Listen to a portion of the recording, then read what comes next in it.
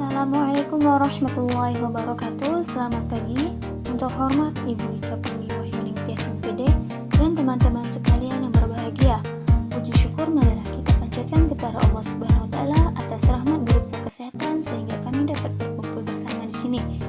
Tak lupa juga salawat serta salam semoga tetap tercurahkan kepada junjungan kita Nabi besar Muhammad SAW. Pada hari ini saya Renggani Slidia sebagai moderator yang akan memandu presentasi ini. Di sebelah saya ada Wildan Khaladun, Yolanda Fitri, Melisa Dinastapia sebagai pemateri. Baiklah, topik yang akan kami presentasikan hari ini mengenai syarat-syarat pembentukan paragraf. Syarat-syarat pembentukan paragraf ada 4, yaitu pertama, kesatuan paragraf atau kohesi, kedua, kepaduan paragraf atau koherensi, ketiga, bentuk paralel, dan yang keempat, kelengkapan atau ketuntasan. Baiklah, pertama kesatuan paragraf atau kohesi yang akan dibacakan oleh Wildan Khaladun. Kepada Wildan kami persilahkan. Kesatuan paragraf atau kohesi. Untuk membentuk kesatuan paragraf, setiap paragraf hanya berisi satu pokok pikiran, ide pokok, kalimat pertama, bahwa semua kalimat yang membina paragraf itu secara bersama-sama menyatakan suatu hal atau suatu tema tertentu. Jika terdapat kalimat sumpah, paragraf akan rusak kesatuan. Selanjutnya yang kedua, kepaduan paragraf atau koherensi yang akan dibacakan oleh Yolanda Fitri. Kepada Yolanda kami persilahkan. 2. Kepaduan paragraf atau koherensi. Paragraf dinyatakan padu jika dibangun dengan kalimat-kalimat yang memiliki hubungan pikiran yang logis. Hubungan pikiran-pikiran yang ada dalam paragraf menghasilkan kejelasan struktur dan makna paragraf. Hubungan kalimat tersebut menghasilkan paragraf yang padu, utuh, dan kompak. Untuk memperoleh kepaduan yang baik antara kalimat-kalimat dalam sebuah paragraf, harus perhatikan persyaratan berikut. A. Masalah kebahasaan. B. Perincian dan isi urutan alinea. Masalah kebahasaan dapat dibangun melalui koherensi, yaitu 1. Pengulangan kata kunci atau repetisi. Semua kalimat dalam paragraf dihubungkan dengan kata kunci atau sinonimnya. Kata kunci yang telah disebutkan dalam kalimat pertama diulang pada kalimat kedua, ketiga, dan seterusnya. 2. Kata ganti kepaduan dapat dijalin dengan kata ganti. Sebuah kata yang telah disebutkan pada kalimat pertama atau terdahulu dapat disebutkan kembali pada berikutnya dengan kata gantinya.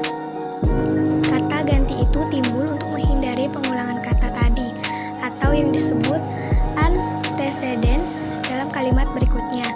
2. Kata transisi atau frasa penghubung. Kata transisi yaitu kata penghubung, konjungsi, perangkai yang menyatakan adanya hubungan baik antara kalimat maupun antar kalimat. Fungsi menyatakan hubungan, contoh kata dan frasa sebagai berikut. A. Akibat dan hasil. Contohnya akibatnya, karena itu, maka, oleh sebab itu, dengan demikian, jadi. B. Pertambahan. Berikutnya, demikian juga, kemudian, selain itu, lagi pula, lalu, selanjutnya, tambahan lagi. C. Perbandingan. Dalam hal yang sama, lain halnya dengan sebaliknya, lebih baik dari itu, berbeda dengan itu. D. Pertentangan. Akan tetapi, bagaimanapun, meskipun begitu, namun sebaliknya, walaupun demikian. E. Tempat. Dalam hal yang sama, lain halnya dengan sebaliknya, lebih dari itu, berbeda dengan itu.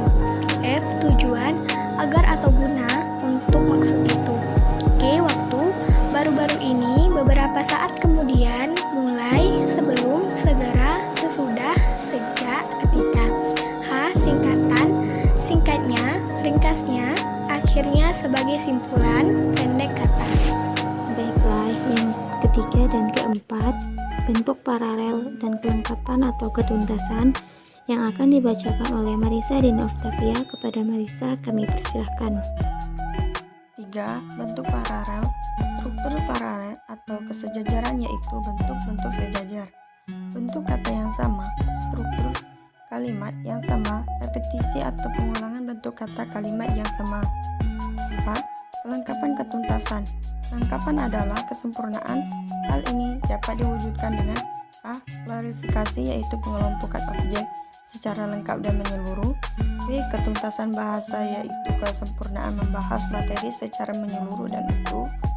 C. Konsisten sudut pandang. Sudut pandang adalah cara penulis menempatkan diri dalam karangannya. D. Keruntutan adalah penyusunan urutan gagasan dalam karangan. Gagasan demi gagasan disajikan secara runtut, bagian air mengalir. Karangan yang meruntut enak dibaca, dapat dipahami dengan mudah, dan menyenangkan pembacanya. Itulah tadi presentasi kami hari ini. Saya selaku moderator meminta maaf apabila ada salah kata. Sekian dari kami. Wassalamualaikum warahmatullahi wabarakatuh.